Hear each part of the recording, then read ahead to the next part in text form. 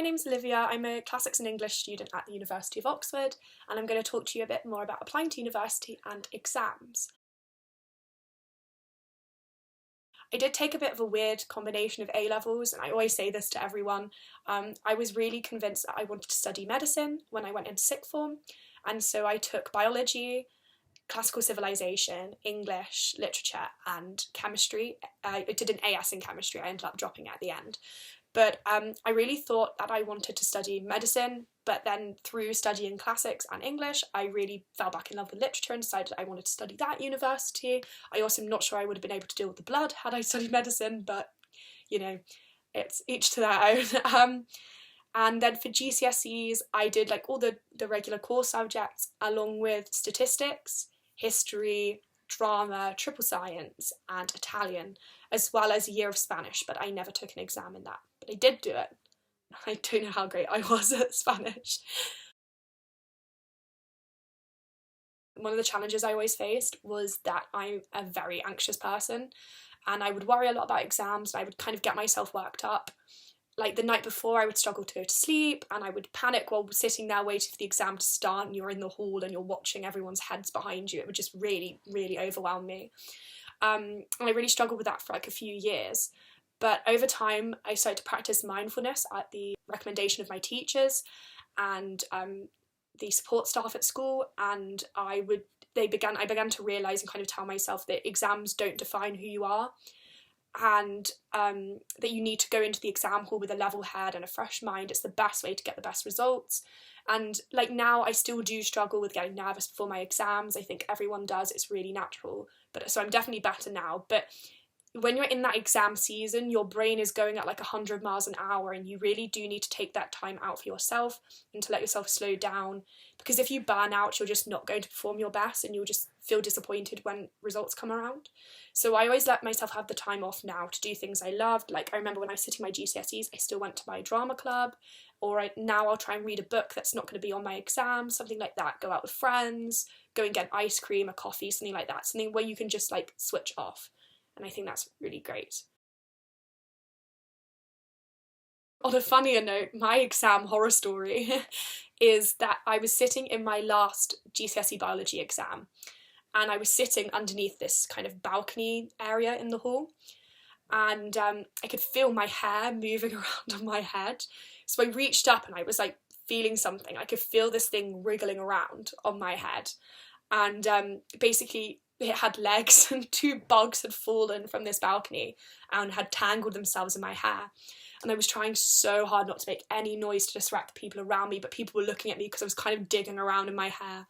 This invigilator came over and had to untangle these two like earwigs from my hair. It was just awful, but quite apt for a biology exam, I guess.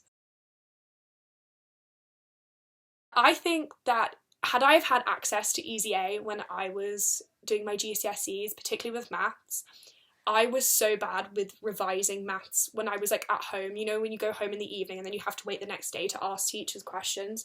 Because I think a lot of us, maybe like me, my parents only knew maths from how they were taught in the 80s, and maths has moved on in however long it's been since your parents were at school, and they struggled to then explain concepts with you.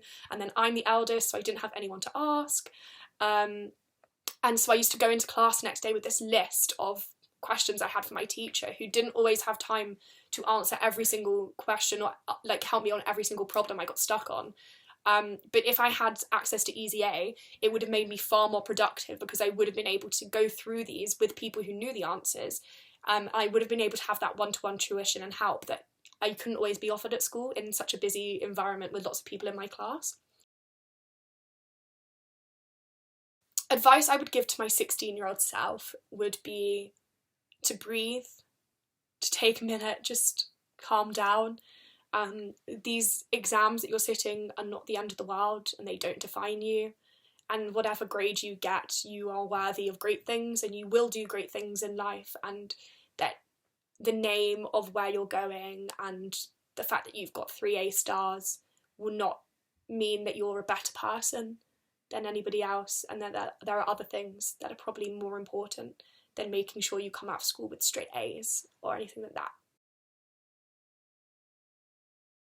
when I was applying to university, I had quite a challenging time because I'm a first generation university applicant.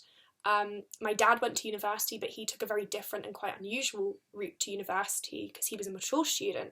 So, and I'm actually the first person on one side of my family to ever go to university. So I was the first person in my immediate family to even do A-levels. So it was tricky. I was unsure with UCAS and things like applying and writing personal statements. But you can go online and find these resources. My school were very good with sharing things. I think if you ask teachers, they can always help you. But you can find online resources on the university websites themselves. If you have a dig around on department websites, anything like that, they will have loads of stuff that are really great for like prepping for exams and applying for university, like reading lists and recommended extra reading and things you can do and summer schools, and that's really great. But also I would highly recommend the UCAS website itself. They've got loads of stuff on there and it's a really great resource. I swear by flashcards. I swear by them. You can use the online digital ones, like apps and things, but I find that nothing beats physically writing them out and holding them and moving them around, and then you can see. I think I'm a visual learner, so I like to see where things are on the page, like that. And also for essay subjects, I found that doing a verbal essay, which is where you kind of read the question and then record yourself trying to speak the outline of your points back to yourself and then listen back. Does what you're saying flow? Check it flows, check it makes sense, that sort of thing. I think that's a really great way, and I still use that now at university.